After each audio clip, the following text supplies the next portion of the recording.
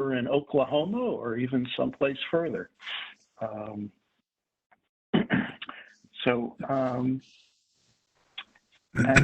I'm just to introduce myself, I'm Ed Joseph. I'm the chairman of the Lee District SSPA Task Force.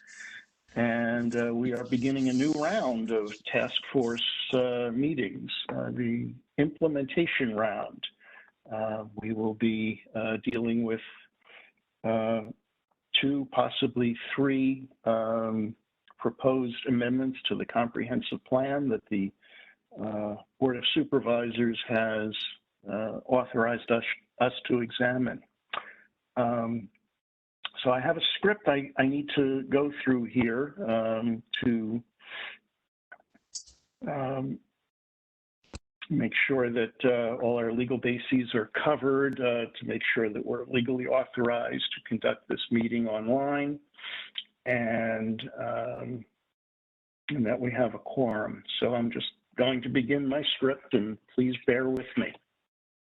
To conduct this meeting wholly electronically and to effectuate both the emergency procedures authorized by the Freedom of Information Act and the Emergency Ordinance, the Lee District SSPA Task Force needs to make certain findings and determinations for the record. First, because each member of the task force is participating in this meeting from a separate location, we must verify that a quorum of members is participating and that each member's voice is clear, audible, and at an appropriate volume for all other members. Accordingly, I'm going to conduct a roll call and ask each task force member participating in this meeting to state your name and the location from which you are participating. And you can just say home if that's where you are as your location. I ask that each of you pay close attention to ensure that you can hear each of your colleagues. Following this roll call, we'll vote to establish that every member can hear every other member. So I'm going to go through the roll call now, and this is not alphabetical by name, but rather by community. So your name may come up at a time that you don't expect it. Robert Livingstone, are you with? We can't hear you, Robert. You're muted. Robert Livingstone, home. Very good. Thank you. Carol Allen. You're muted, Carol.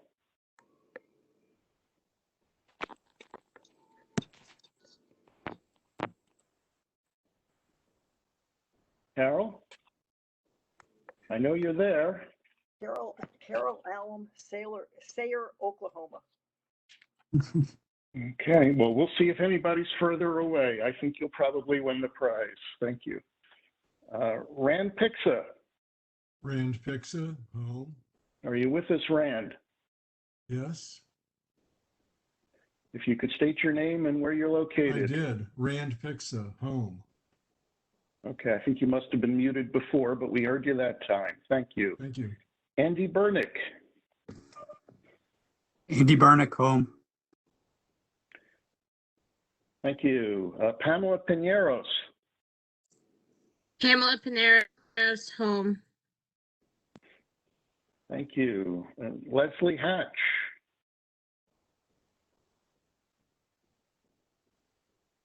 Are you with us, Leslie? Moving on. Leah Lambus Skidmore. Leah Lambus Skidmore, home. Thank you. Larry Dempsey. Larry Dempsey, home. Thanks. Jane Kelly.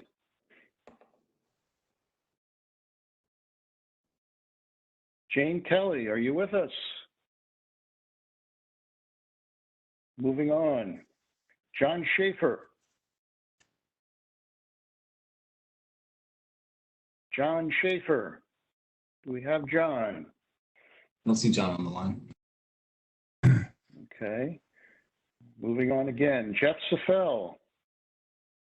Yes, Jeff Safel at home here. On Sona. So I guess, Jeff, you're supposed to state your name and where you're located. Joseph L. Island Creek, Sona's with me too. We're at home. Hi. Okay. Hi, Sona. I guess you should, while we're at it, I guess you should state your own name. Sona Safel at home. Thank you. Tom Rickert. I'm here, Ed, home in Jefferson Manor. And your name is? Tom Rickert, what's your name?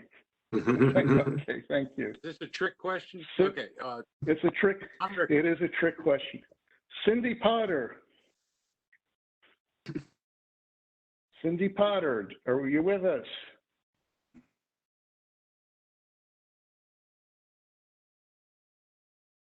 Moving on. Jim Drinkard. There you are, Jim. Jim Drinkard at home. Thank you.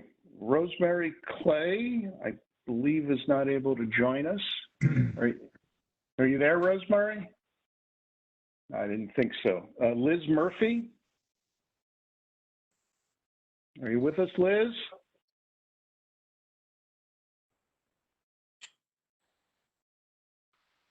Okay, no She's Liz. there. Oh, is she? Liz, are you muted? No, I see her on the list. She's not muted. Maybe she stepped away. Try to come back. Holly Doherty. Hi, Ed. It's Holly Doherty, and I'm at home in Rose Hill.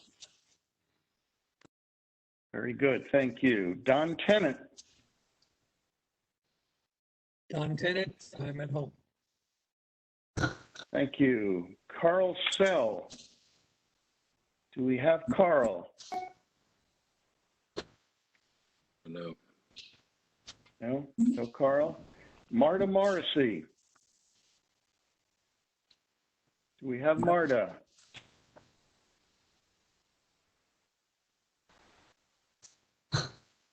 No Marta. Steve Levinson. Steve Levinson at home in beautiful downtown Springfield. Beautiful downtown Springfield. Thank you. Tom Sachs.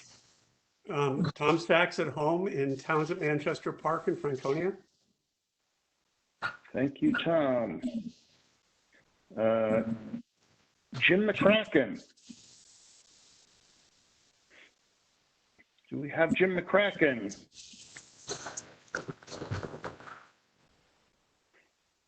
Juliana Sharp. Hi, nice to meet you. Good to meet you. Thank you very much.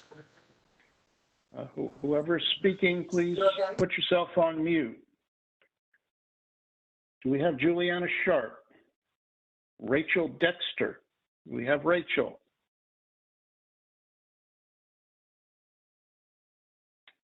No Rachel. Moving on. John Tomko.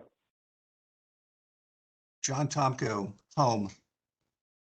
Thank you. Richard Dresner.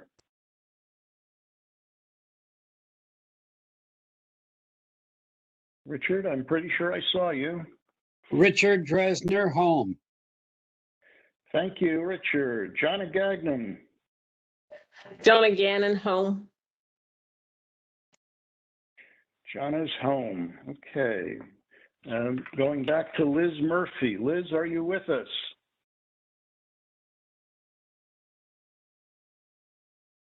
Okay, well, all right, I count 1, 2, 3, 4, 5, 6, 7, 8, 9, 10, 11, 12, 13, 14, 15, 16, plus myself is 17.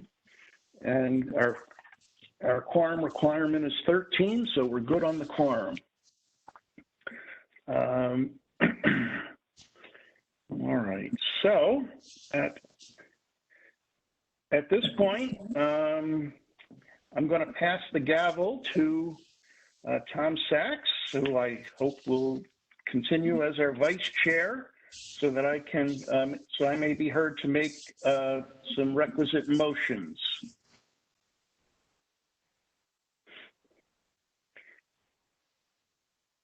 Tom, will you accept the virtual gavel?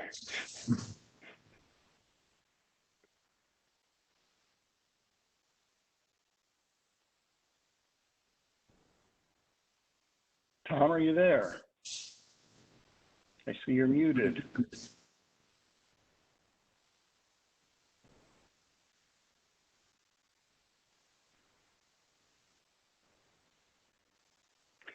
All right, well, I will.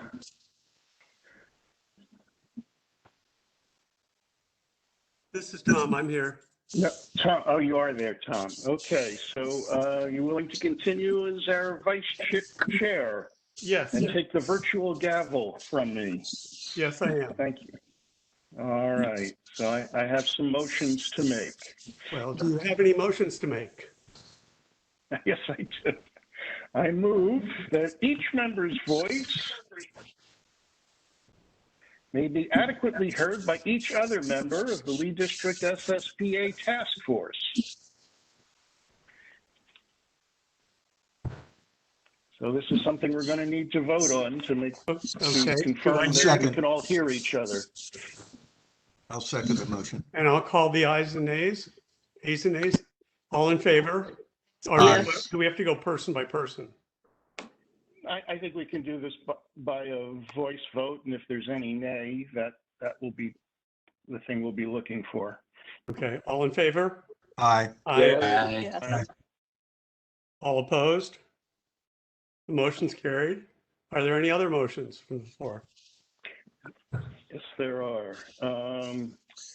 Second, we have established that each member's voice, now that we've established that each member's voice may be heard by every other member, we must next establish the nature of the emergency that compels these emergency procedures, the fact that we are meeting electronically, what type of electronic communication is being used, and how we have arranged for public access to this meeting. Therefore, I move that the state of emergency caused by the COVID-19 pandemic makes it unsafe for the task force to physically assemble and unsafe for the public to physically attend any such meeting. And that as such, the Freedom of Information Act's usual procedures, which require the physical assembly of the task force and the physical presence of the public, cannot be implemented safely or practically. I further move that the task force may conduct this meeting electronically through a dedicated video and audio conferencing line, and that the public may access this meeting by registering through the meeting link on the Track a Plan Amendment page of the SSPA website, located at, and now I'm going to read a URL, so bear with me. It's located at https://www.fairfaxcounty.gov/plan-amendment. Do I hear a second? By calling, we're not quite finished, believe it or not. Or by calling 1-844-621-3956, TTY 711, and entering access code 173-216-4960. It is so moved. Second. All in favor? Aye. Aye. Aye. Aye. Aye. Aye. Opposed? Motion is carried. Thank you. All right. Finally, it is next required that all of the matters addressed on today's agenda must address the emergency itself, are necessary for continuity in Fairfax County government, and or are statutorily required or necessary to continue operations and discharge of the lead district SSPA task force's lawful purposes, duties, and responsibilities. It is so moved. Is there a second? I'm sorry. No. I screwed up here. I didn't actually state the motion yet. I therefore move that this meeting must be conducted online during the current emergency in order to discharge the lawful purposes, duties, and responsibilities of the Lee District SSPA Task Force. Now I'm done. Second. All in favor? Aye. Aye. Aye. Aye. All Aye. opposed? Motion carries. All right, thank you, Tom. I'll take back the virtual gavel. The job of the task force in this new or implementation phase of the SSPA process is to closely evaluate each proposed amendment to the comprehensive plan, which has been authorized for inclusion in the work program by the Board of Supervisors. We will look closely at subject areas such as the effects on transportation, the environment, noise, stormwater management, urban forestry, revitalization, and public facilities such as parks, schools, fire, and water service. We will then vote on a recommendation to the Planning Commission for each proposed amendment. Our recommendation could be to adopt the amendment as authorized by the Board of Supervisors, to adopt an alternate version of the amendment, which we may propose, or to leave the current language of the comprehensive plan in place without amendment. Staff will then transmit our recommendation along with their own, which may or may not be the same, to the Planning Commission for their consideration. After a series of hearings, the Planning Commission will then make their own recommendations to the Board of Supervisors, which will make the ultimate decision regarding whether or not to adopt any amendment to the comprehensive plan.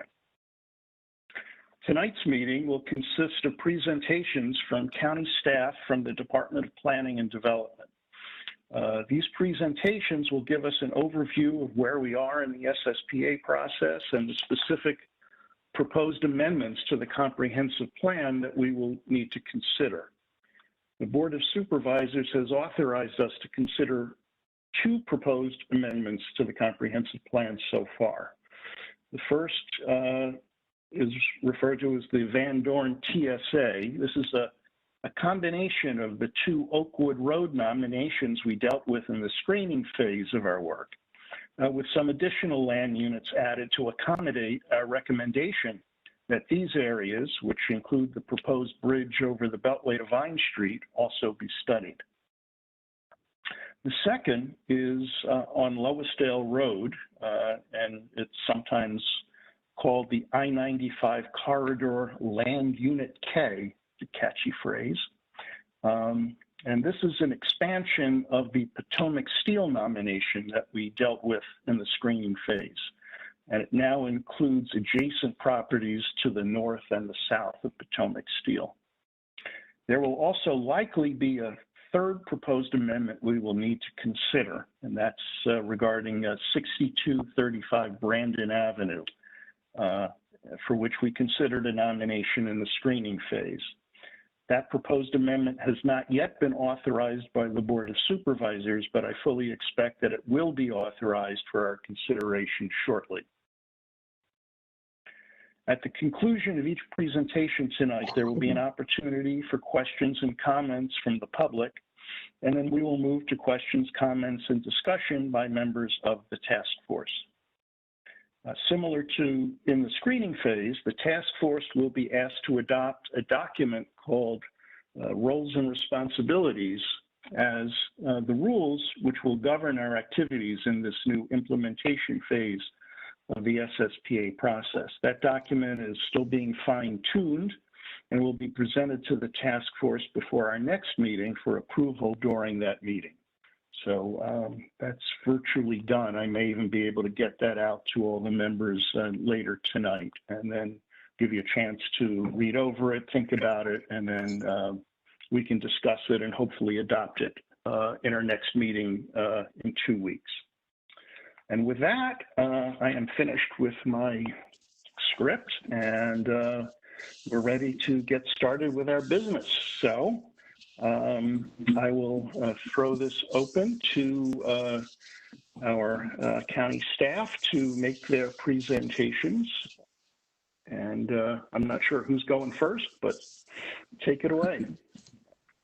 Well, thank you, Ed. Before we start on the presentations, I just wanted to do two quick things. One was just give you just kind of an introduction to WebEx, just a platform. This may be for those of you that most of you were involved during the screening phase, but I want to just do a very quick review of the commands that we have for WebEx. So a couple of things that you'll probably be extremely familiar with at this point with virtual meetings, but you have basically two buttons that control your mute and unmute. So in WebEx, if your mute button down at the bottom of the screen is green, that means that your voice is active, your microphone is active, so we can hear you. We would ask that if you're not speaking, please turn it off so that we have less interference during the meeting. The other one is the start and stop your video, which is your webcam. So if you feel comfortable presenting web camera during the meeting, that's great. The other one is the share button. So if you do have a presentation at some point that you'd like to present or some document that you'd like the task force to take a look at, just let us know as staff. We can make you a presenter, and then you can share your content based on your files that you want to display. A couple other really quick things.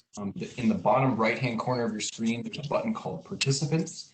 If you click on that, that'll bring up the list of all the people that are participating on the call, both as members of the task force, but also accommodators, staff, and others from the public. So there's a list of participants, and there's also a list of attendees from the public that are listening to this.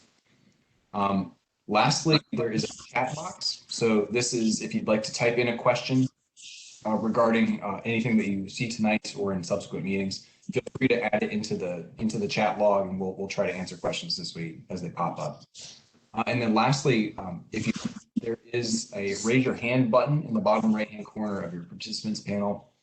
If you click on the hand button, that just lets people know, Ed in particular, that you'd like to speak. And so you can just put your hand up, click that button, and then to lower your hand, just click it one more time. Last thing this time. If you're calling in by phone, you can participate in the meeting as well. You'll just want to hit *3 on your dial pad, and that'll let people know that you want to speak. So it'll let us know that you've got your hand raised and you want to speak at the appropriate time. So that's a quick review of the commands for WebEx. If you have any questions, just let me know.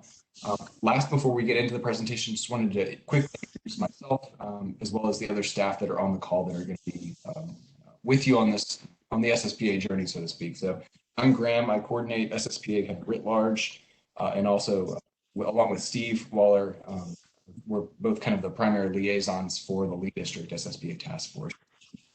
Steve, do you want to introduce yourself? Graham, I have a question. Okay. Tom? Yeah, where is the chat box? I don't see it at the bottom. So it should be underneath the participants panel. So you click on the participants panel and you scroll all the way down, and you'll see a little thought bubble that says chat. There it is. Thank you. Thanks, Graham. As Graham indicated, I'm Steve Waller, and I am a liaison to the Lead District Task Force, and I'm the staff liaison. So much of the information that is received by Ed from staff will be flowing through myself and also through Graham. And would you like, do you want to go through a full team introduction now, Graham? Or we can really quickly. So David, Aaron, Clara, Laura, and Megan, if you'd like to introduce yourselves and turn on your camera so people know what you look like, it might be just so people can. I'm Aaron Flybanner with DPD. Megan Van Dam. I'm a branch chief with the Department of Planning and Development, Planning Division. Good to see you all. Clara Johnson, Department of Planning and Development, also branch chief in the Planning Division. David Johnson, I'm with the Planning Division, and I'll be coordinating the Van Dorn's TSA plan amendment, as well as Brandon Avenue if it is authorized. I'm Mike Linsky. I handled couple of these at the nomination phase. Brandon Avenue and Van Dorn and David Stinson has taken over gratefully, or he's taken over those two, and I'm helping him with those still, so I'll be assisting on those. Hi, I'm Laura Arsenault. I'm a branch chief with the Department of Planning and Development and assisting David on Brandon Avenue. All right, thank you all, much appreciated. So I'm going to turn the virtual gavel, so to speak, over to Mr. Steve Waller, who's going to be giving a presentation. So look over what we're going to be covering for the rest of the evening. We'll definitely have some time for Q&A at the end. So if you have any questions about any of the content, feel free to just raise your hand and we can either answer it right then or at the end. So Steve, take it away whenever you're ready. All right, thanks, Graham. Again, we'd like to welcome everyone, and I'm Steve Waller with the Department of Planning and Development's Planning Division, and we'd like to welcome everyone on the on behalf of the whole SSPA team, and also future staff from some of the other agencies who will be working with us in coming to the task force in the future. And we just wanted to let everyone know how excited we are to begin this implementation phase of the 2019 to 2021 South County SSPA process. And Steve, do you want to share your screen? Oh, I'm sorry. It's all good. I thought I was sharing. So let's see. Can everyone see my screen now? Yes, we can see it. Okay. Well, welcome again to the implementation phase of the SSPA process. So tonight we'll be providing you with a recap of the lead district's the lead district task force's accomplishments during the South County SSPA screening process, and we'll also provide a look into the future schedule and process for evaluating the proposed plan amendments that were authorized for study on the plan amendment work program. And here you're seeing a brief overview of the agenda. We will start off with some background information on the comprehensive plan, and then we'll speak a little more in depth about this phase that the task force is entering for implementation, and also take a look at the board authorizations with our two review planners who will be coming to you in the future with additional information on those projects. So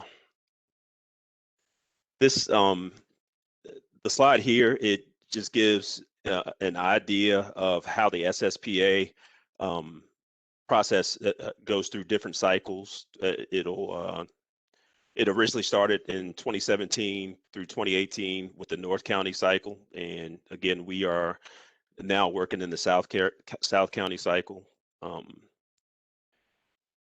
North County comprises 4 supervisor districts and are located roughly in the northern half of the county. And those districts are the Sully District, the Drainsville District, Hunter Mill, and Providence District. And then South County is comprised of 5 supervisor districts, and they're located, of course, in the southern half of the county. And we have the Springfield District, Mount Vernon District, Mason District, and the Braddock District in the lead district. And that's just a rundown on how the SSPA works in cycles. So for this South County cycle, you'll recall in the fall and winter of 2019, that was a nomination period. And last year we brought 8 of the SSPA nominations for the lead district to the task force between January of It was actually between July and September of last year when the task force was looking at it. But the screening process went from January 2020 until January 21st, and it culminated with the board's authorization of the plan amendment studies that Ed went through at his opening, that the task force will be reviewing. And this phase of the process is anticipated to go from now, which is June 2021, through the spring of 2022.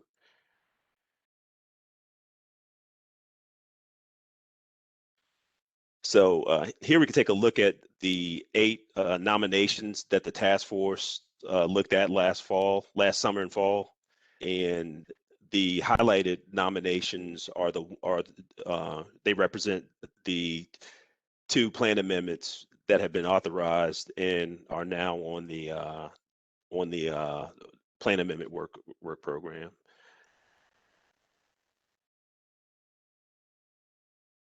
Here's the list again, and you can see at the top of the list is the Van Dorn TSA land units D and E, which is the northern part of E. And when the task force screened these nominations last year, the task force's recommendation was to add the nomination to the plan amendment, work program, and the PC's recommendation followed suit with the task force's recommendation, and it was to add those 2 nominations that were combined into this one plan amendment, and also add land unit E. The next is the I-95 corridor industrial area land unit K, and this plan amendment covers the southern part of land unit K, and it originally came to the task force as a nomination called Potomac Steel, because it started off at the Potomac Steel site, but then when it was added to the work program, it was combined with a few other parcels, and Aaron will show you maps that demonstrate how that combination worked. And the third is the one that Ed mentioned may still be added to the work program, and that's Brandon Avenue. So this map shows the locations of the 2 SSPA, the 2 lead district SSPA plan amendments that have been authorized. And at the top, you'll see 2021 00008, and it conserves several properties that are located in the Van Dorn TSA along Oakwood Road on the south side of Interstate 495 and to the east of Van Dorn Street. And this site is in the northern portion of the lead supervisor district, as highlighted in the graphic, and it combines, again, 2 nominations that were submitted for Oakwood Road. And then to the south, you see the dot for the I-95 corridor area land unit K, which is plan amendment 2021. It should be 00010 at that location. So sorry for the mistake there. So next we'll go through some information on why comprehensive planning is necessary, and why the county goes through these processes. And planning helps to provide the community with a long-term perspective and guidance on how to ensure a high quality of life, and it helps a community establish its goals for the future. Planning promotes public health, safety, and general welfare, and when it's done properly, it can help manage growth, change, and revitalization and renewal. In a dynamic and multifaceted place such as Fairfax County, planning also helps to balance diverse community goals. So with this in mind, we'll talk about the comprehensive plan, or as many refer to it as the comp plan for short.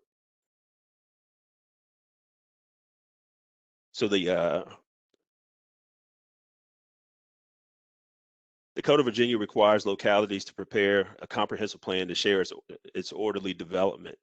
The plan is used as a guide to decision making about the natural and built environment, and by the county's board of supervisors and others such as the Planning Commission and the Board of Zoning Appeals.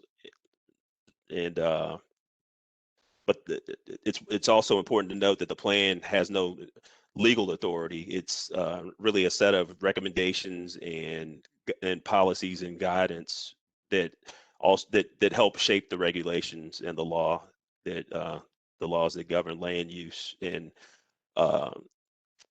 other initiatives that the county may undertake. So the plan includes a plan map, which is shown here in the background of the text. And the plan map has generalized designations for land use, such as residential, commercial, and industrial uses. And the plan also sets out the locations for transportation and trails. And also, it's accompanied by plan text with specific recommendations for certain areas within the county. So why do land use planning? It's because communities throughout the county are in a constant state of change, and the Board of Supervisors periodically authorizes and reauthorizes the plan to be amended with projects on the plan. They go on the plan amendment work program this is what helps set a priority for the allocation of such things as staff time and other resources that are put into evaluating changes to the updates and changes to the comprehensive plan. So this is a look at the policy plan, and it contains the Board of Supervisors goals, policies, and objectives regarding land use, transportation, housing, the environment, human services, public facilities, parks and recreation, revitalization, economic development, and heritage resources. And this part of the comprehensive plan serves as the county's policy element. It serves as the countywide policy element of the plan, and it's the general source for goals, objectives, and policies that inform the recommendations and guidance for area planning, land use planning, and the site-specific planning process that we'll be working together on with these SSPA plan amendments. So through the SSPA implementation process, it will be important to remember that the policy plan itself will not be subject to amendment by the task force or by staff or the Planning Commission and board. These policies, the point is these policies will stay in place and guide where the plan for these specific sites go. So the plan recommends how land should be used, but not when development will occur. And the plan generally guides land use as an advisory document as opposed to regulations and law. And the plan also offers guidance, but it may not be the tool that can address certain community issues. So basically, again, the policy plan will set out much of the issues that can be addressed through this process. So there are a variety of common terms that are used in comprehensive planning and also in the zoning ordinance. And two of the most common terms that you will see and hear about throughout the process are going to be density and intensity. And these are the terms that we use to refer to the quantity of development that's being considered. So density is used when we're discussing residential development. And in Fairfax County, there are 12 different density ranges that are used in the comprehensive plan. We won't go over all of them, but we just want to look at this graphic, and this shows some generic examples of how residential development could be developed and achieved at 3 different density levels on the same 1 acre parcel. Non-residential use is expressed in terms of intensity, and it's defined by floor area ratio, also known as FAR. And FAR is a simple calculation of building area over land area. So, for example, a common FAR for a neighborhood shopping center could generally be about 0.3 to 0.35 FAR, and then for office development, it could go above 1.0 FAR. And in that case, you would see probably taller structures with parking that would be provided in parking decks to make sure that all development fit on the site. So here's a look at different ways in which residential density has been developed in the county. And again, there are 12 different density ranges. These only provide 4 of the different counties' density ranges, but based on the types of housing you see, it gives you a good range and a good idea of how those densities are ranged out by the plan. So next we'll look at the implementation phase, and this is a timeline for amending the comprehensive plan. It's a pretty standard timeline.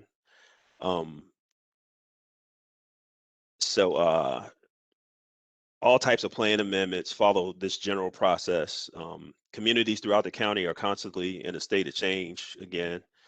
So every few years, this is a process that the Board of Supervisors authorizes for the plan amendment work program.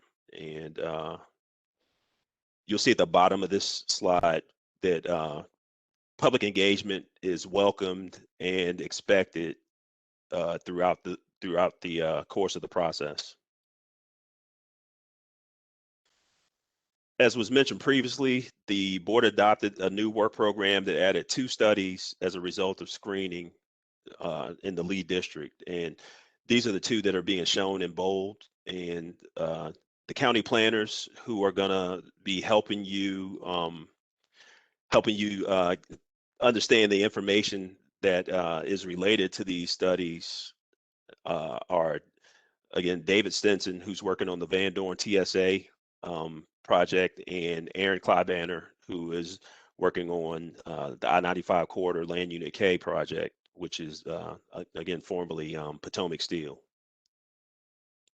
And then at the bottom you see the third proposed amendment, or that is possibly to be authorized in the near future, will also be handled by David.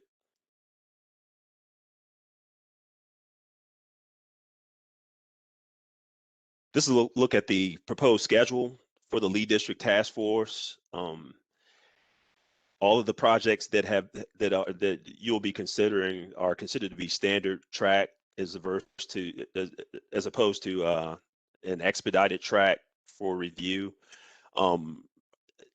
We've only built out the schedules for what will be reviewed through the course of the first 4 meetings at this point, because other county agencies that are involved in the process are still reviewing still reviewing Van Dorn, and they will soon begin their reviews on I-95, on the I-95 corridor, and staff reviews for Brandon Avenue won't start until and if it's added to the work program.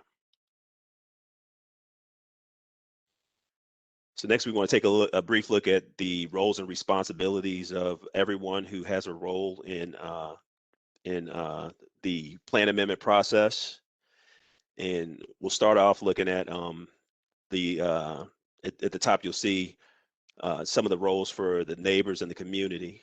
And then you see the roles for the lead district community task force. And one of the main and most important roles for the task force that we'd like to point out is that you all will serve as, just as I'm a liaison for the planning department and the planning division for the task force, we would like you all to serve as liaisons within your communities and bring forth the issues that you're learning about, that members of your community may have with the plan amendments you're reviewing, because again, that's a very important part of the process and the needs for public involvement in the process.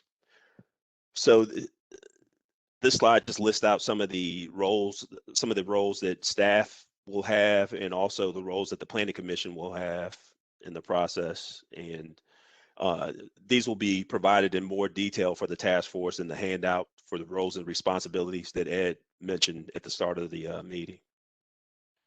and this just goes into the role of the board of supervisors. And at the end of the process, throughout and at the end of the process, Supervisor Lusk himself will be considering a lot of the information that comes forth from the task force and the public and staff as well, and also coming from the planning commission at the end when the full board decides on whether or not the comprehensive plan should be changed. So I want to take this time now to call on David Stinson, and he will be giving you all a rundown on the project that he's reviewing, which is Van Dorn TSA land units D and E. I'm sorry. Thanks, Steve. I'm David Stenson, and this evening I'm going to provide an overview of the Van Dorn TSA SSPA plan amendment. This proposed amendment was based on 2 site-specific plan amendment nominations and concerned several properties located in the Van Dorn transit station area, which are located along Oakwood Road, south of the Beltway and east of South Van Dorn Street, in the northern portion of the Lee Supervisors District, as highlighted in the graphic. Because, as stated previously, because of the adjacency of these 2 SSPA nominations, this amendment combines 2 nominations into 1 study. This site consists of a collection of parcels fronting both sides of Oakwood Road. Oh, go back, Steve. I'm sorry. It's okay. This site consists of a collection of parcels fronting both sides of Oakwood Road in an area designated as Land Unit D of the Van Dorn TSA. The parcels are either vacant or contain various commercial and industrial uses. The Board of Supervisors also authorized an adjacent 10.5 acre parcel, Land Unit E, as part of this plan amendment. This parcel was authorized as part of this amendment due to its orientation with the site-specific nominations, and because the adopted comprehensive plan recommends a vehicular and pedestrian connection from this parcel between Oakwood Road and Vine Street. Vine Street is located in the northern portion of the TSA in Land Unit B, across the Beltway from the subject area. The Beltway forms an effective barrier between the northern portion of the TSA and the metro station, and the southern portion of the TSA where the subject property is located. There's currently no direct access to the metro station from Oakwood Road, and access to the station from the subject property is achieved via Oakwood Road and South Van Dorn Street to Eisenhower Avenue, which is an approximately 1.2 mile distance by car and 0.7 miles by foot. To the south and east of Land Unit D are areas planned for and developed as low-density residential neighborhoods located both within and outside the TSA. To the east, additional undeveloped land in Land Unit E is planned for low to medium intensity office uses, which would be accessed from Oakwood Road.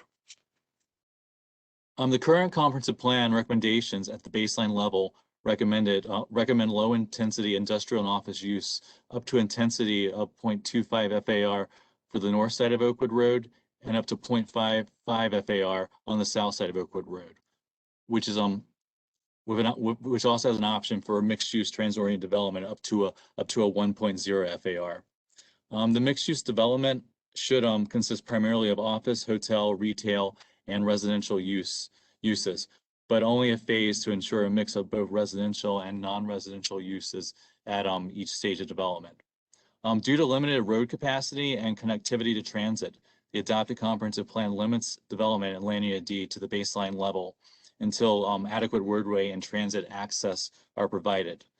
The ultimate vision of the TSA includes a bridge over the Beltway connecting Oakwood Road to Vine Street in order to maximize development potential for the larger TSA. Next slide. The board authorized an amendment to evaluate residential mixed use of office and self-storage as secondary uses up to 850,000 square feet for the parcel located at 5605 Oakwood Road, and residential mixed use, including office, institutional, and/or industrial, up to a 1.0 FAR for the parcels at 5400, 5604 Oakwood Road. The plan amendment will also study the impact of the land use changes on the undeveloped portion of Land Unit E and its effect on the planned bridge connection over to Vine Street on the north side of the Beltway. During the screening phase, staff's primary consideration when reviewing this nomination is its effect on the ability of the remainder of the land unit and TSA area to realize the adopted plan recommendations for pedestrian-oriented, higher density mixed-use development. Considering that the plans for most of the remainder of the TSA, which include the Vine Street area north of the Beltway and portions of Land Unit E to the east, rely on common transportation connections and coordinated planning. Additionally, this study proposes a reduction of non-residential uses as well as the removal of residential phasing conditions. Developing residential and self-storage uses as proposed into the mix of land uses may work against the area-wide plan goal, if not considered within the context of the larger area. Furthermore, the proposed elimination of residential phasing condition could effectively result in all residential development on the site if the non-residential uses are not developed, which further conflicts with the mixed-use goal of the comprehensive plan. Finally, endorsing the inclusion of self-storage as a secondary use on this site may perpetuate industrial character along Oakwood Road, which is contrary to long-term comprehensive plan goals for the area. We'll be looking at these issues in more detail at further task force meetings.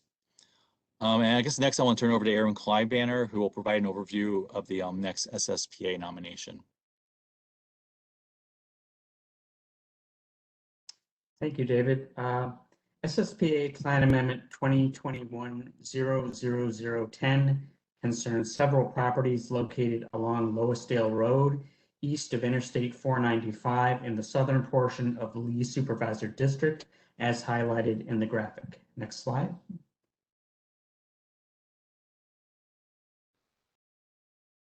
The subject site is located on the east side of Loisdale Road and developed with a variety of industrial uses, including self-storage, a junkyard, light warehousing, fabrication, and sales operations for two businesses, Potomac Steel and Same Day Cabinets, and other industrial uses. The CSX Railway marks the eastern boundary, and Interstate 95 is just beyond Loisdale Road to the west. Next slide. The subject parcel and the parcels immediately to the north and south are all planned and developed for industrial use up to an intensity of 0.35 FAR, floor area ratio, in the southern portion of Land Unit K of the I-95 corridor area. Next slide. The board authorization includes an option for a mix of uses, including industrial, office, and institutional use up to a higher intensity of 1.0 FAR. A law enforcement training facility is identified as a potential institutional use. Consideration should be given to retaining certain existing businesses, such as Potomac Steel, within the redevelopment, trip neutrality as compared to the base plan, stormwater management, buffering and screening, and LEED certification. The nomination was originally submitted for a 6-acre area shown in orange, but the board authorization expanded the subject area to include approximately 30 acres, which led to the proposed plan amendment. Thank you.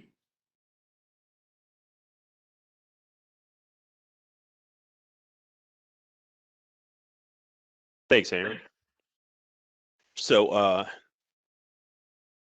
this is just a glimpse of how the community can stay involved in the process, and by attending these task force meetings and also submitting written comments to the task force through the lead district's office and through the lead district supervisor's office, and also attending and providing testimony at the planning commission and board of supervisors hearings that will be scheduled in the future. And you can also connect with the Department of Planning and Development using the comp plan listserv and our Facebook page. So lastly, and with all that in mind, we just wanted to share the proposed plan for the task force meetings through the first 2 months.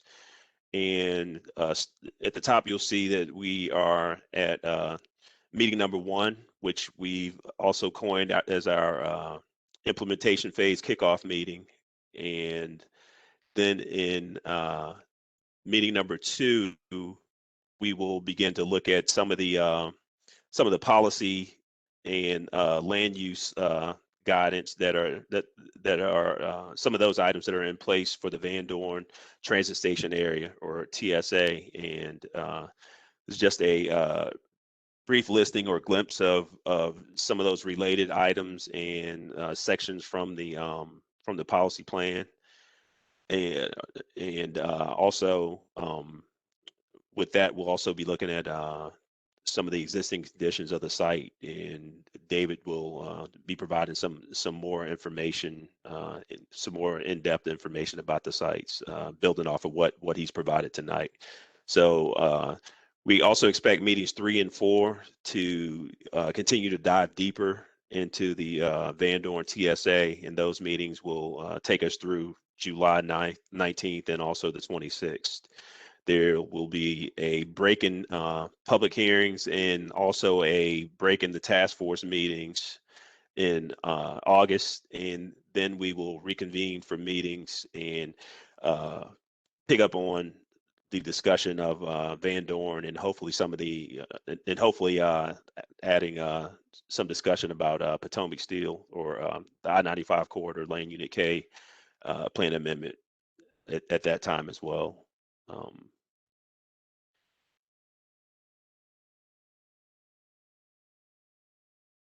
So that was the end of our presentation, and I will hand it back to you, Ed.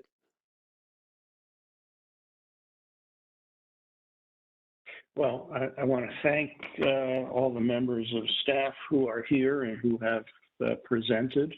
I think that lets us know what's in front of us. I will open the floor to any questions or comments at this time. So first, I think we do have some members of the public here.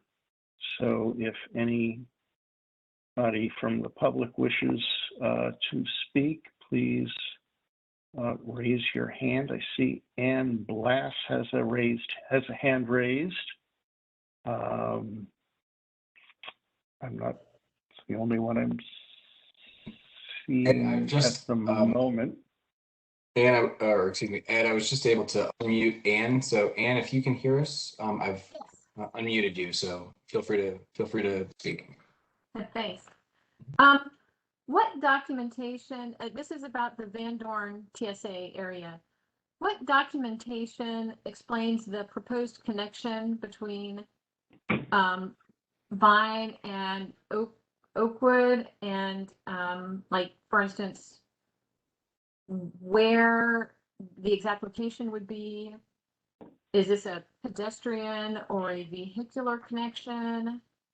And are there other traffic patterns that are currently documented as part of this proposal? Or like, what is the extent of the proposal as it's written right now, and where can I learn more about that?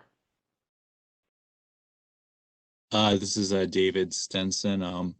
This proposed connection between Vine Street and Oakwood Road is in the current comprehensive plan recommendations for the Van Dorn Street transit station area.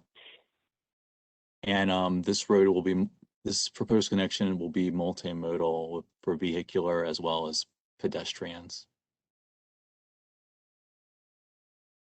And I think, hi, this is Clara Johnson, and I'm working with David on this plan amendment.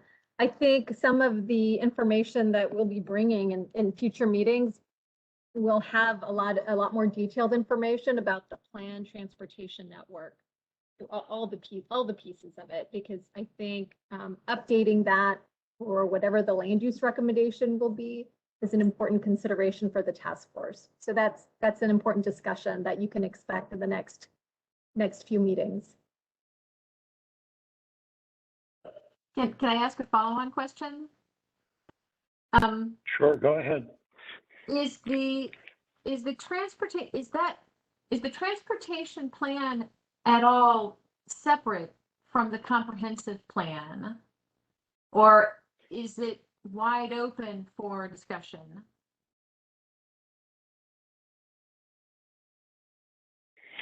You phrased that in an interesting way. From wide open, I mean, it's the transportation plan is a part of the comprehensive plan.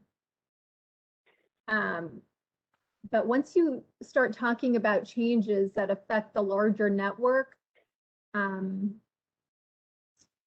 think we would just have to think about whether we have all the stakeholders included in this process. So depending on what the task force is wanting to discuss in terms of changes, I think the impact on the network will help inform whether that's something that we just bring in for this local area or whether the impacts to the changes to the network have a greater regional impact. So that's my way of not answering that question right now, but I think that's a good question. Yes, some changes to the transportation plan are on the table. Actually, I think I do understand your answer, so I appreciate you trying. Thanks. All right, thank you. There's Gerald Van, I can't see all the last name, but Gerald, if you're there, please go ahead. Yes, will the environmental issues that relate to the Chesapeake Bay Ordinance Act be followed during the process of the Van Dorn Street and Oakwood areas in specific?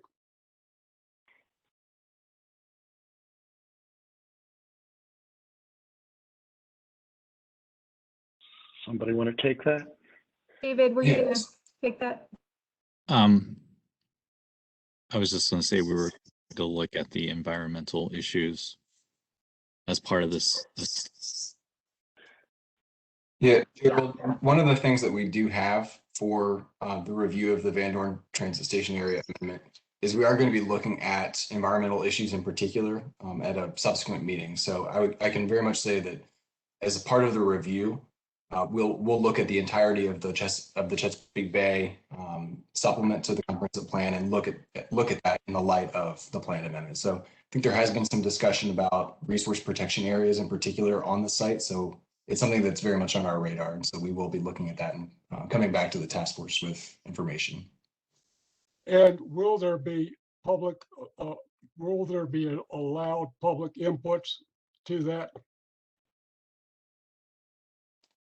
Absolutely. Yeah. So all of the meetings that we have with the task force are going to be open to the public. And so we invite you and anybody else that would like to come and to attend subsequent meetings. So I'll send a link to our track of plan amendment website into the chat so that you have access to it. We keep that fairly up to date and especially keep it up to date with regards to meeting schedule. So when we're going to be discussing environmental issues in particular, we'll make sure that we have a notice on the track of plan amendment website so that it's clear.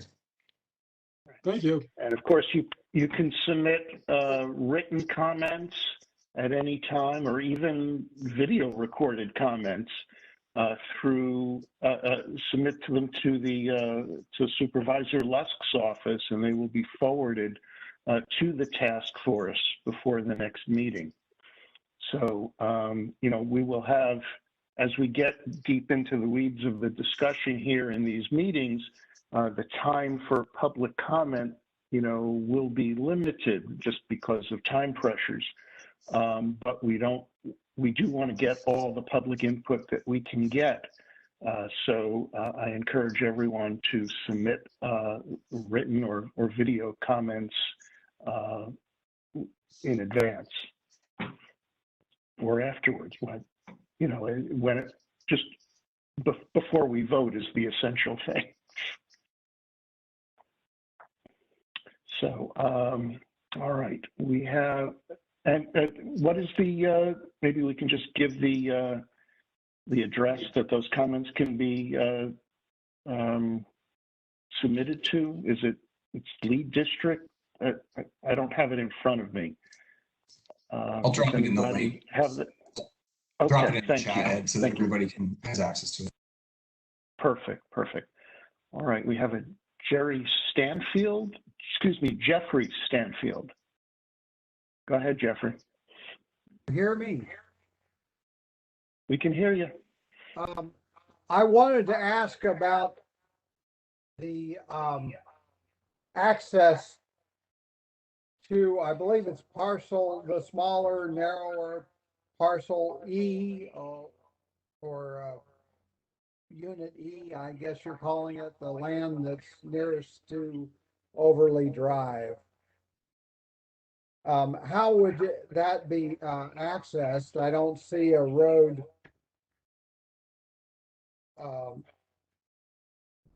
beyond Oakwood, the end of Oakwood. Yes, the undeveloped portion of land unit E that is planned for I believe office right now is has plan text that recommends access only to Oakwood Road. So Oakwood, if that parcel were to be developed, then Oakwood Road would be extended. It also has language prohibiting access to the single-family residential neighborhoods to the south. That would remain. Right, go ahead, Okay. David. It looked like you were about to answer that. I was about to say, I mean, yes, that would remain. I think it's. And I think and we appreciate hearing all the questions because we want to make sure that we, I guess I'll say it this way, it's helpful There's to a know what terrible questions. echo. I don't know if there's someone who should be Everybody muted could that mute isn't. themselves, maybe that'll help. I think You that know, worked. Thank you. For today's meeting, which isn't focused on a discussion of in depth for the plan amendment, but hearing your questions, you know, while we might be able to address some of them today, it's helpful to know what questions to anticipate so that we're sure to incorporate it into our fuller discussion at the next meeting. Thank you. Might that the connection to that as yet undeveloped parcel also happen through the bridge to Vine Street? Or would it be limited to Oakwood Road? Or does that remain to be determined?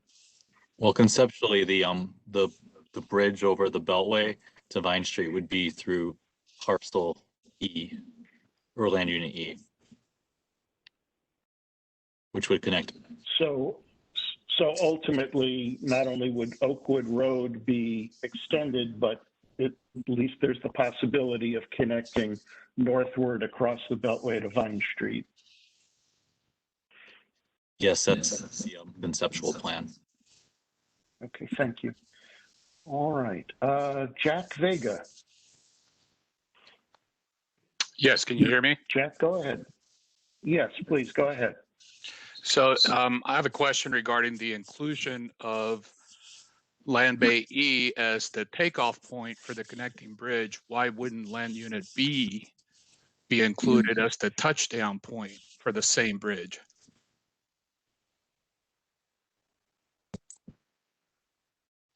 Jack, if I correctly, do you mean for the plan amendment study? Correct.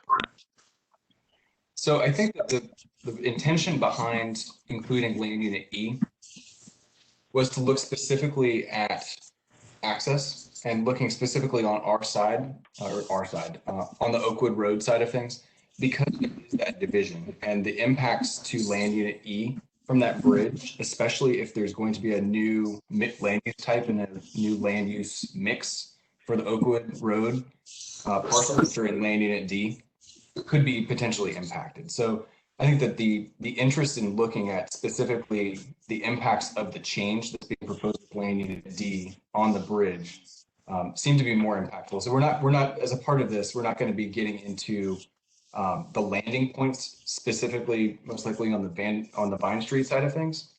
But we are going to be looking at what the land use change might entail in terms of the ability to do a landing on the southern side of things, so on Oakwood Road. Thank you. As you ask your questions, I would ask you to take your hand down. I still see the people who have asked questions with their hands up. So if you could undo that, that would be helpful. Thank you. I'm not. And there's one additional member from the public, Lori Gerhardt, who wasn't able to raise her hand in WebEx, but I can see if I can unmute her. Okay, well, go ahead, Lori. Thanks, Graham. Hi, can you hear me? Hello? Yes, we can. Okay, Yes, great. go ahead.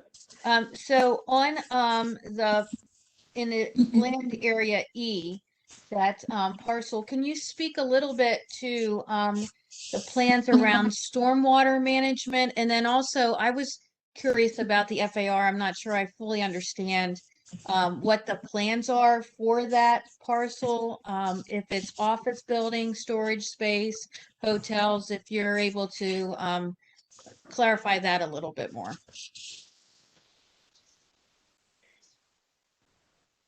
So I have two David, questions. I don't, yeah, and I don't know that we have I know our presentation didn't include all the graphics that we plan to bring at the next meeting to go through the planned uses, but go ahead, and I think you summarized when some of your graphics, the planned use for E.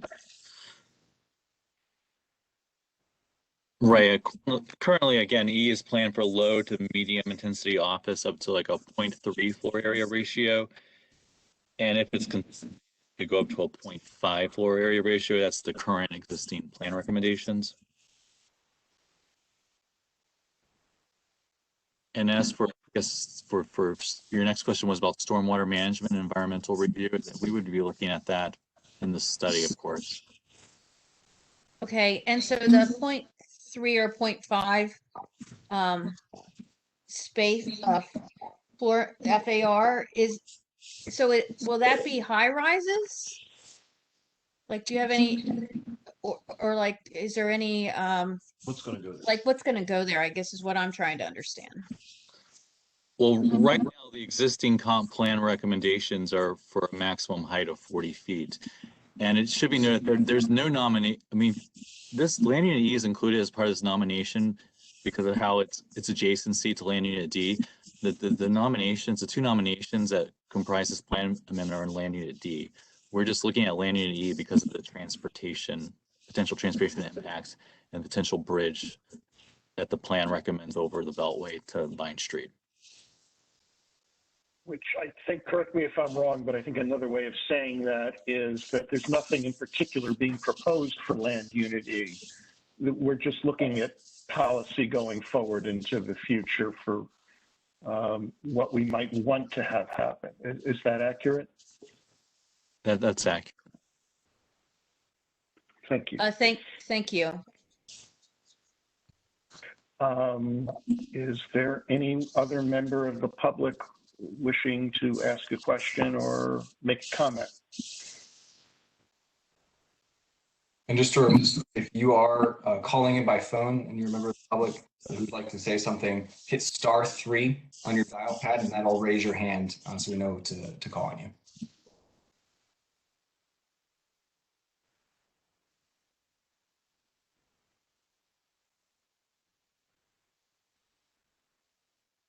So I don't see anything else, Ed.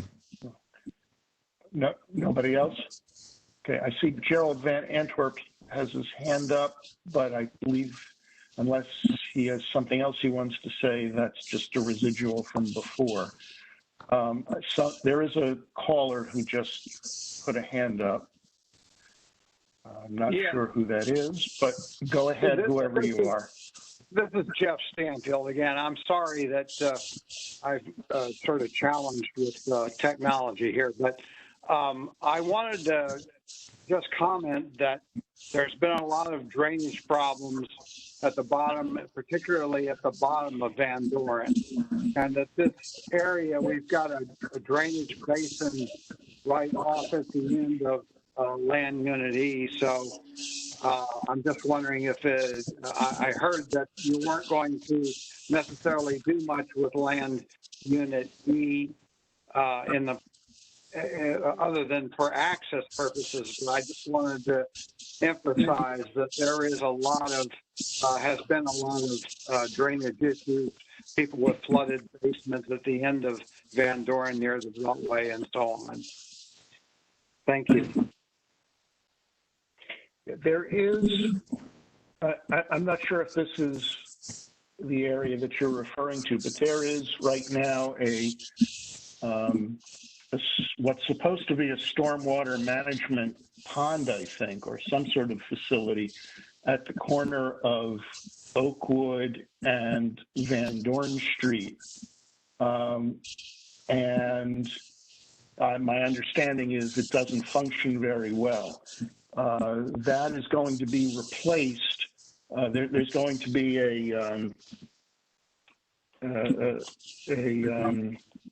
an active adult,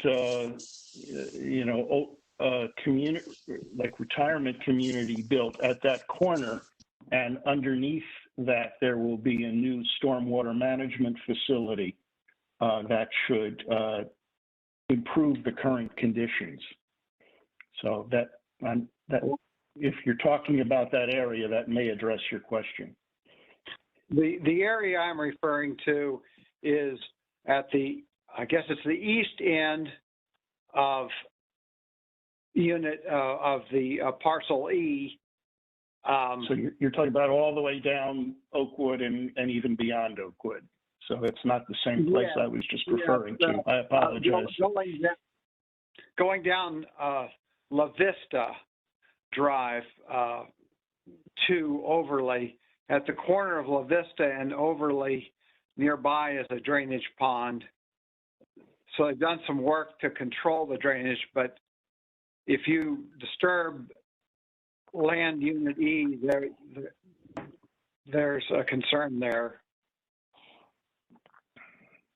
for drainage. Thank you. I'm sure that will be part of our discussions. Anyone else with a question or a comment?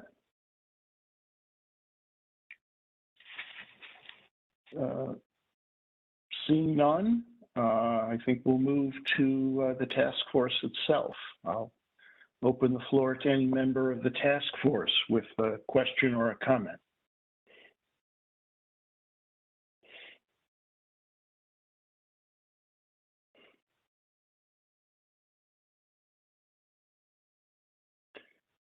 Ed, I've got a question. Jim, who's speaking? It's Tom Rickert. Go ahead, Tom. Yeah, when we were talking about this a year ago in June, we had talked about in the Fairfax County adopted capital improvements plan under transportation planning and studies, which had a budget well over $1 million. Under item 12, it lists the construction study for the connector between Oakwood Road and Vine Street. So is the study happening? Is that going to be the means to figure out the feasibility of this? And that's on page 212. No, 213 of the CIP. That was the 2021 through 2025 budget. And that specifically says a connector between Oakwood Road and Vine Street. So I don't know if pushing it into land unit E affects that. This is Tom Burke with the Department of Transportation. Yes. So that was kind of a unique part of the CI, the capital improvement project, program. But there were other projects in there like McLean. I want to say there was another one that got the funding, so there was no funding left to study the Oakwood Vine connector. So we're planning on looking at, as part of this process, the utility of the bridge, not necessarily so much the design or the engineering of the bridge. That will have to come later in the process. That's kind of sad since it was specifically spelled out. With other projects, and unfortunately, there wasn't enough funding to cover everything. Right. And then the comment that I had from my community was and I'm glad to hear about multi-vehicular possibilities, but somebody emailed me and said the connection is currently an unpaved connection that is technically walkable, but unmarked, difficult for people using strollers, bikes, and impossible for people with differing abilities. So what is the vision at this point? Is it going to be vehicular with a bike path?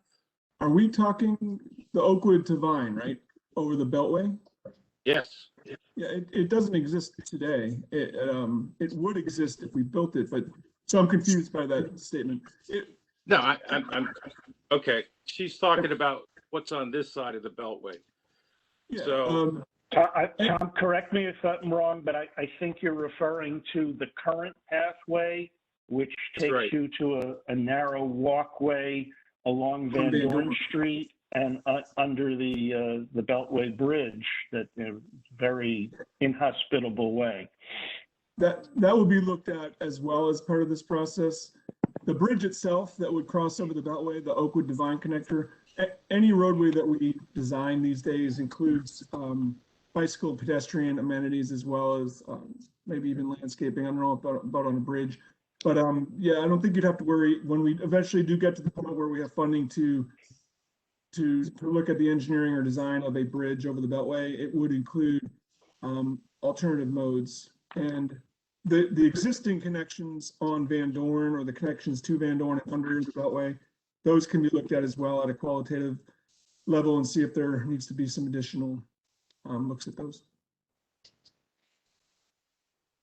Thank you. I just think Go ahead. I just think to achieve the level of residential density, trying to call this part of the TSA when there's no real connection is kind of like, the bridge to nowhere. So just getting that in there. Thank you. Thank you, Tom. I see a number of other. Questions. This is Carol Allen. I have a couple of Carol, questions. I was about to call on you. I just wanted to mention first that I see a few hands raised. I will get to you all. I unfortunately don't know what order the hands came up in. Okay. But Carol, you're on the top of the list, so you go right ahead. Okay, thank you, Ed. I have two questions. First, over the years, Land Unit D has gone through multiple rezonings. And in those rezonings, they've been granted exceptions and exemptions to, in some cases, stormwater management and other issues, environmental issues. Will those exemptions all be open for discussion and possible rescinding and updating as part of this process? Hi, this is Clara again. So an entitlement exists on its own with its own conditions. But if we're talking about changing the comprehensive plan, I think the idea would be that somebody would come in through that zoning process newly.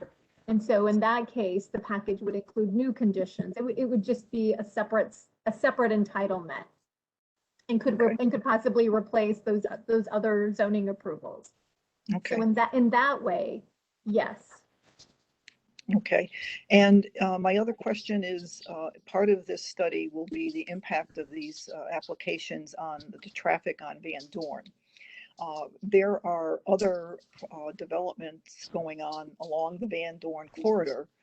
Will those all be able to be discussed at the same time and we look at the impact of all of those developments and not just the comprehensive plan amendment?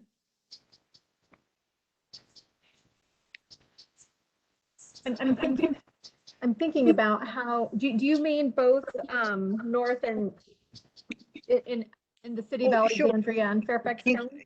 Kingstown, Kingstown Town Center, Top Golf, all of those. And then there's the other one over where Lazy Boy is, and some potentials that we've heard of along Franconia Road, which will all be residential development dumping into Van Dorn Street. So looking at the impact of these applications is insignificant. And one of the current plan restrictions for development in Oakwood is that the transportation issues be addressed. The transportation issues are just getting worse, and none of these development applications address transportation improvements. I think for staff, we'll keep that question in mind because it's a different answer depending on which public service, whether you're talking about transportation or schools. Well, transportation and schools, obviously, because all of this is commercial going to residential. Right. And so I think we would look at it differently depending on which type of impact. So I think we'll take the question with us and make a point of talking about pipeline development and how we consider that with impacts analysis. Okay, thank you. Yeah, but thank you for the question. Yeah. Thanks. Jim Drinker? Yes, Ed. Thank you very much. I'd like to ask a question or two about the other parcel we've been looking at, the land unit K and the 95 corridor. Aaron gave a rundown on that, but maybe it's my own density, but I could not follow the whole thing. And he talked a little bit about the adjacent parcels to Potomac Steel that were planned at a 0.35 FAR. And then he mentioned that somehow it went up to 1.0 and mentioned that something had happened that was in orange, but that I could not see on my screen. So I'd just like to revisit that enough to understand it, because as Carol just mentioned, the transportation and the broader picture of transportation on Loisdale Road is going to be a major issue on this. And I want to understand where that density came from. Sure. I guess, Steve, are you okay? You're putting up the slides. So the area in orange there is the Potomac Steel property, which is about 6 acres. That was the original nominated subject area, and they proposed a 1.0 FAR again for a combination of office, institutional, and industrial uses. Now, what the board authorization did when this was turned into a plan amendment was expand the subject area to include the larger area here. So that's about 30 acres. So that's the new subject area for the plan amendment. The proposal itself hasn't changed in terms of the land uses and the intensity. Proposal itself was bump it from 0.35 to 1.0? Correct. And does the board action make that 1.0 apply to the entirety of these 3 parcels? Well, that's what we have to evaluate. And during the review of this, it is possible that that intensity may be decreased. At a 1.0 on 6 acres, of course, is a whole different animal than a 1.0 across all 30 acres. Obviously, yeah, and I just, that plays into the transportation issue that Carol was talking about at Oakwood. The same thing true at Loisdale. We've got things to the south, things to the north. We've got this huge, different kind of TSA, but TSA building that is near Springfield Mall, that is funneling, has a new traffic light on Loisdale. It's going to be funneling more and more traffic there. And we need to pay close attention to the density in this Potomac Steel parcel or its neighbors. So. This is Megan Van Dam. Just wanted to add on to the discussion a little bit as far as the explanation to why the subject area was expanded. The area that's outlined in orange, it comprises, I think, 1, 2, 3, at least 4 different parcels, perhaps 5 different parcels, and they're all planned for a 0.35 FAR right now, low intensity industrial uses. And one of the things that that staff talked about in our presentation was about the issue of holistically planning and looking at areas so that you don't begin to kind of projects come through individually and then you look at their impacts individually. So if Potomac Steel came through and was proposing the 1.0 FAR, let's say that's supported by the board, the plan is changed, and then the storage facility to the north might want to do that as well. And then they propose an increase in intensity similarly, and they move through the process. And then the same thing with the storage yard to the south. So as we were talking with the Board of Supervisors and the Planning Commission, we wanted to, and the board supported this, was to be able to look at these parcels together so that we could in effect have a chance to look at the impacts comprehensively in the way that Ms. Allen was talking about how do we look at transportation together? How do we look at the impact to public facilities together? For an area. And I think that is the goal of this. As Aaron said, this may not be supported in the form that the board has authorized. It may be an alternative.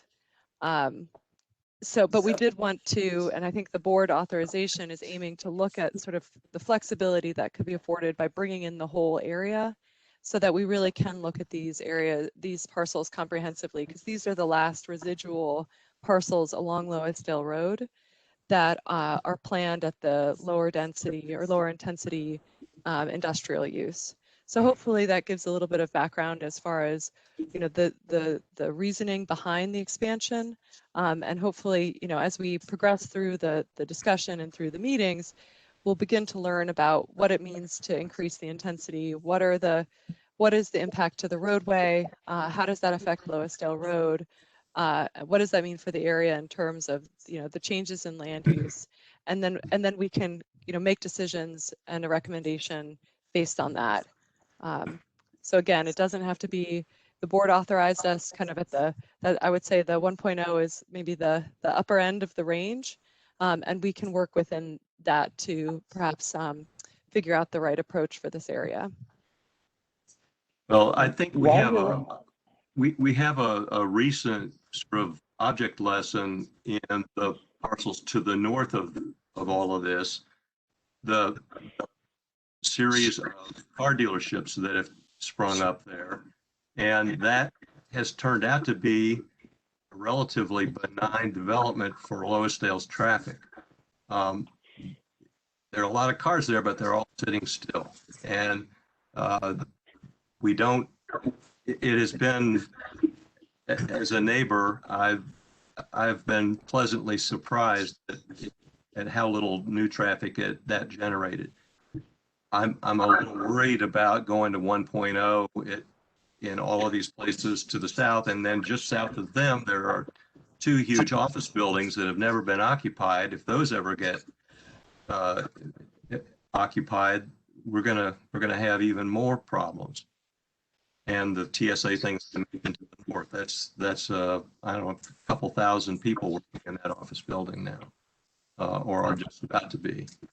So those are my concerns when we talk about more density.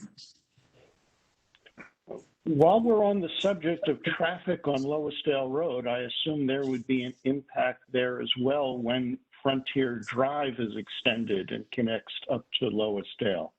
Precisely. Yeah. I don't know whether that would be a positive impact or a negative impact. But I wonder what's the status of that project, if anyone knows. It's in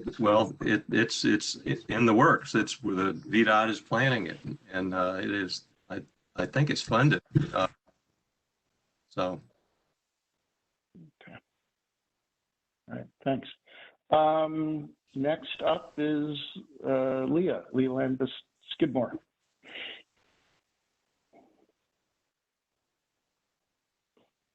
Leah, are you there?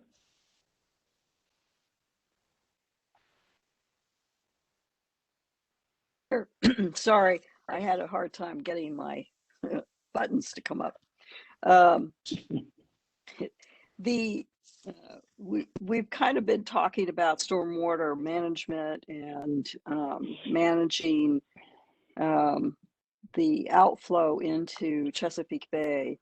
One of my concerns is that, and I've seen it here in my neighborhood when we had the development next to us come in, and now we have water issues from that new development that was not part of the planning and the zoning and implementation. Does staff have a capacity or capability of terrain modeling with possibilities of how to suggest in the comprehensive plan how to align things in these areas? Because the water management is going to become really hard Vine Street and Oakwood have a hard time anyway, but even Loisdale is going to have a hard time with it, just because we have so much impervious ground to deal with. Yeah, Leah, great question. I think that there's a couple of things to that in particular that we can respond to as a part of this process. One, in the authorization, actually, not that we could do it anyway, but it's been specifically highlighted in the authorization for each of these studies, is to take a look specifically at stormwater and the watershed management plans that are applicable within these study areas. So there are existing watershed management plans for the larger watersheds in the county that have specific recommendations in some cases about how to deal with enhanced stormwater measures when you're going through a redevelopment process. So that's one thing that we will come back to the task force with more information on, specifically when we're looking at the environmental end of things. The one thing that I would mention, though, in terms of what we're doing with the task force and at this stage with the comprehensive plan, is we are looking at policy. So in most cases, we don't get into kind of the depth and detail that would be expected with an entitlement application, for example, when they've engineered a site or gone through a preliminary design to look at the specific measures and the specific quantity of waterfall that's coming in, the specific outflows. Typically, we don't get into that level of detail at this stage, but there are policies that we can refer to as a part of this process and that we can present information on that may be more specific and more targeted for these sites given their existing circumstances as well as the proposed changes. So yes, we can absolutely talk about it. I just want to caution that typically we don't get into the design of the BMP, so to speak, or anything like that at this stage, but it can happen later during entitlement. Right. But there are options to look at on how the land use happens. And some of those options need to consider what has the least impact on the watershed or has the best way of mitigating the impact on the watershed. That's, it's kind of a high level of water management look that could then help us with the planning language here. Right. I agree with Leah. Some of the we're looking at policy decisions, but if we don't understand the ramifications of those policy decisions on the design and development later on, we're going to find ourselves in a significantly worse mess than we were in already with stormwater management and traffic. So Leah and Carol, I absolutely hear what you're saying. And I think one of the things that we could probably do is provide a couple of examples of how at the end, so to speak, the end result or the end product in terms of a plan amendment takes form. Because what you're speaking to in particular, Leah, of options, land use options that look at specific mitigation of specific impacts that are tied to the development proposals, or in certain cases, the land use mixes that are proposed as a part of the authorizations. That's very common. And so I want to make sure that it's clear that we do have the ability as a part of this process to look specifically at stormwater policy and looking at specifically how could stormwater policy be, in some cases, specifically written in for these site-specific plan amendments. So it's definitely a part of the discussion, and I think that we will absolutely get into it with some of these based on the existing conditions as well as the impact. So I totally agree with you, and I think that options are what we're dealing with in most cases for both of these amendments, if not for the third one for Brandon Avenue as well. Yeah. Okay. Thanks.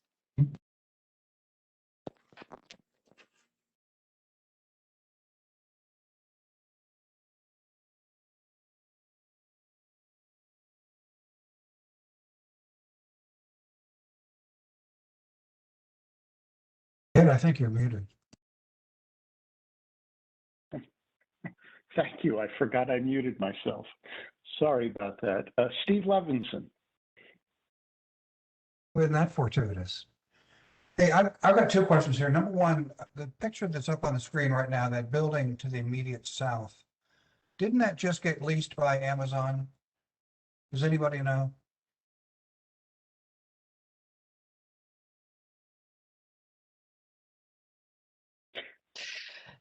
This I is have Megan. heard that. Yeah, I'm not sure if it was leased or purchased. I think the DTA records show that it's owned by some Amazon company. Yeah, Some Amazon used portion it of it. for, I think Amazon's going to use it for overflow. The only comment I want to make, and I want to make this meeting shorter than it's becoming, but on several other committees that I've been on, when we've taken a look at these parcels running along the CSX track, there's supposed to be an abandoned railroad track that starts at the Metro and runs around to Belvoir, buried in that piece somewhere. Now, I've never walked the property, so I can't attest to the accuracy of that. But allegedly, this right of way and this abandoned railroad track was an opportunity to perhaps take some of the traffic off of Loisdale and provide a rail link, a light rail link, or its similar technology into Belvoir to move the Belvoir people straight off the Metro, straight into Belvoir and keep them off the roads. Have you guys seen anything back there that's got that abandoned railroad track, and is it still possible? If that does happen, are the transportation people looking at that possibility still? There is a rail spur that went from the CSX rail at around Newington, just north of the Parkway, down into Fort Belvoir. Yeah. We currently don't have any plans to use it. I'm not sure if we can, if that's our decision. It's Fort Belvoir's property. I'm not, at this point in time, we don't have any plans to use it. The right of way is still there. It goes right along the Parkway, along the north side of the Parkway. It crosses the new museum access. It crosses the John J. Kingman Road intersection, and it goes down. There used to be a bridge over Richmond Highway into the south part of the base. They took that bridge down, but I do believe that right of way is there. But at this point in time, there's no plans to use it. Well, what it was going to have to do if we were going to use it was we're going to have to go to the backyards of everybody along the railroad track and put that facility in. And then that would drain people immediately off of the Metro and keep them off the roads. And I thought that was a pretty good idea. But you're saying that it starts at Newington, so it doesn't even run on the subject property we're talking about, right? It would run It would run on the CSX Railroad along the backside of this property, and it wouldn't split off to Fort Belvoir until you get a little bit closer to the parkway at the bottom of this picture. So the technology that would do that would not be a light rail or a bus rail. It would have to be a train because it's going to run on the tracks. I mean, I would say, yeah, because it uses the CSX Railroad. We at one point, when we were looking at alternatives for another study, thought maybe a light rail connection could be possible, but it didn't take off. And again, I'm not sure what the temperature would be with Fort Belvoir, with all the security measures. Well, there's an Army museum drawing 1 million people a year out. And even getting some relief from that would be helpful, because that's going to add a lot of traffic to this neighborhood. So what your comment has rendered my comment mute, because I thought we might need to reserve a right of way on the backside of this property if we were going to pull that off. But you're saying they're going to use the tracks. So my comment doesn't make any sense at this point. Well, we don't really have a project or a concept in mind, so we don't know if it was rubber tire, you then might need to reserve some space adjacent to the CSX railroad tracks, in which case you might not be mute. Maybe it is a valid point. But without having a concept or project in mind, it's hard to act on it. Well, if the transportation people have got something in mind, this would be a good time to speak up in the next year. Okay, I'll mention it. Thank you. All right, thanks. I am not aware of anyone else wishing to speak.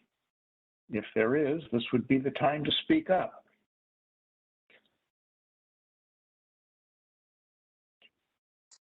Ed, there are no voices. Go ahead. Sorry, there's one voice, or excuse me, one hand that's still raised for from the public, Gerald Van Antwerp. And Gerald, did you still have a question? No, I don't know how to get rid of the hand. Okay. If you go into if you open up the participants panel and hit the little hand button and just hit it one more time, and that's how you can lower your hand virtually. Your arm must be getting tired with your hand up so long. All right. So I think we're done for tonight. Interesting discussion. Thank you so much to the many members of staff who are here, and to all our task force members and the members of the public. Everyone, I think, brought interesting points of view and interesting questions, and been a good process so far. So our next meeting is 2 weeks from tonight on the 28th of June, and we'll get into more detail at that time. So with that, unless anyone else has something they wish to add, I think we're adjourned.